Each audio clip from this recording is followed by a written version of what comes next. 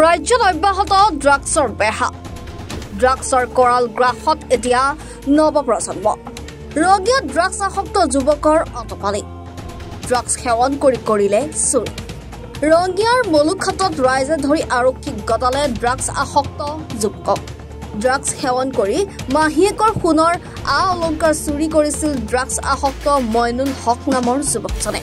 অকল এয়াই নহয় মইনুল হক নামৰ যুৱকজনে দীৰ্ঘদিন ধৰি সন্ত্ৰাস চলাই আহিছিল ৰঙিয়াৰ মলুখাট চুবুৰীত দিনৰ ভাগত ৰাইজে ধৃত চুৰটোক উত্তম মাধ্যম সোধাই যদিও অকল ৰূপৰ অলংকাৰখিনি উদ্ধাৰ কৰিবলৈ সক্ষম হয় বাকী চুৰি হোৱা সোণ ৰঙিয়া নগৰৰ এখন স্বৰ্ণ বিপণীত বিক্ৰী কৰে বুলি স্বীকাৰোক্তি দিয়ে চুৰটোৱে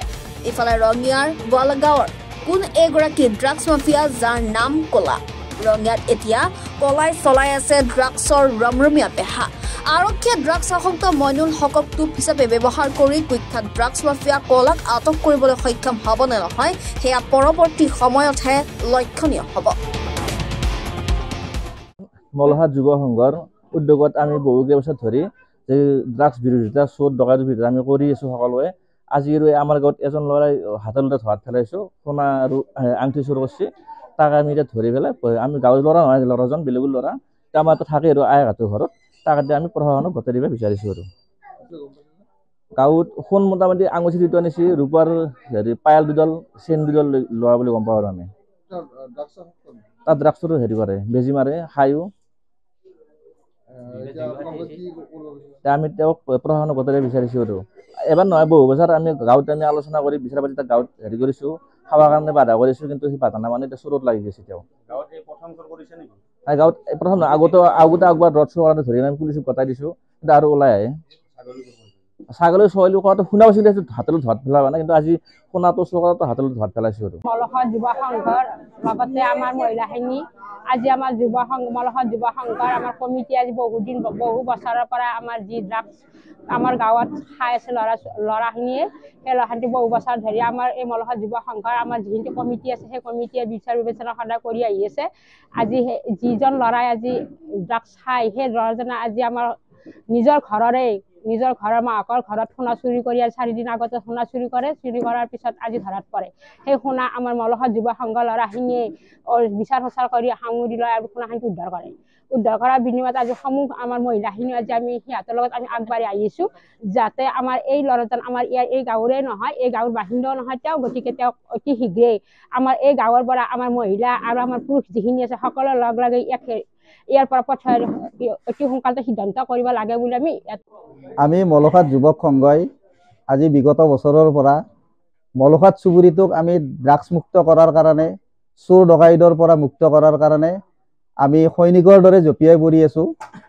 আজি এই ল'ৰাটোক আগতেও বহুবাৰ মানে এনেকুৱা ধৰণৰ ড্ৰাগছৰ লগত জড়িত চোৰৰ লগত জড়িত ডকাইতৰ লগত জড়িত এনেকুৱা ক্ষেত্ৰত তাৰ ক্লাবত বিচাৰ হৈছিল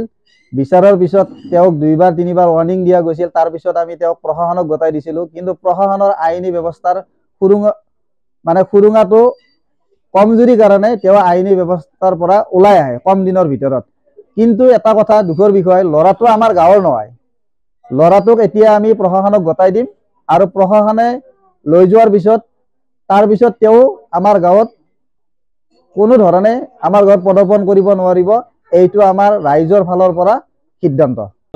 খাবাক লাগি লৈ আহিছিলোঁ ৰূপা আৰু সোণা লৈ আহিছিলোঁ মাই ৰুমৰ পৰা কি আনিছিলা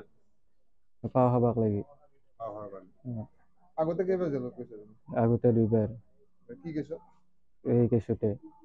এই কেছ মানে কি খাৱাৰ কেছটো কি খোৱা তুমি এই ড্ৰাগছ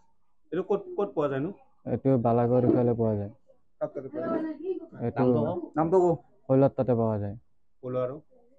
আমি কৈলাতৰ পৰা আনো কিমান টকা লয় 500 টকা লয় 400 টকা লয় 300 টকা লয় ডেইলি এটা তোমালোকক লাগে আৰু সেইকাৰণে পইচা নজলে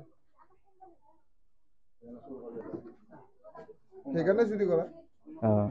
কিন্তু আমাৰ তাত ৰেগুলাৰ পইচা ক'ত পাম সেইকাৰণে চুৰি কৰিব লগা বাধ্য হৈ গৈছে নাখালে কেনেকুৱা নাখালে গা চা ভাল নালাগে দুৰ্বল হৈ যায় একো কৰিবৰ মন নাযায় বিচনাত পৰি থাকিব লাগে বালাগড় কৰ পৰা বালাগড় কৈলা ৰঙিয়াৰ পৰা শামছুল হকৰ ৰিপৰ্ট এনি ভাৰত 24।